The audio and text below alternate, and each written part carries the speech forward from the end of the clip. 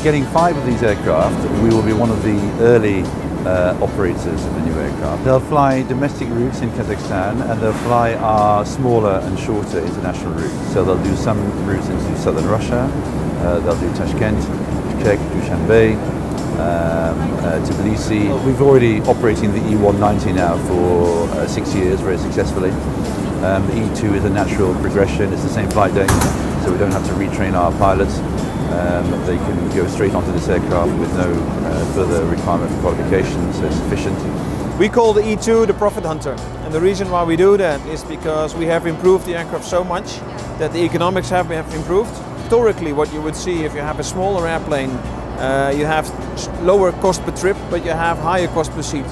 And what we have realized with the E2 family is that the trip costs are significantly lower, but the seat costs are very comparable than, for example, the 737 and the A320. So we call it the profit hunter, because this aircraft is made to hunt for profits. So we gave it new engines, we gave it a completely new wing, we gave it a completely new interior.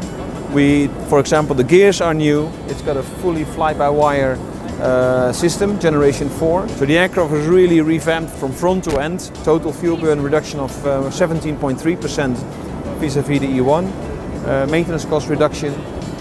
So it's a huge improvement versus the previous family that we built.